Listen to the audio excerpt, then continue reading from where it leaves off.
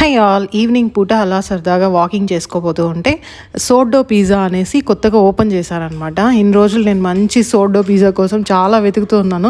ఫైనల్గా కనిపించింది. First day అనుకుంటాను, మాకు తెలియదు ఈరోజే ఓపెనింగ్ అనేసి. సరే అని వెళ్ళిపోయాము. లోపలైతే చాలా క్లీన్గా ఉంది. మనము ముందుగానే రిజర్వ్ చేసుకోవచ్చు లేదా డైరెక్ట్గా కూడా వెళ్ళొచ్చు అనమాట.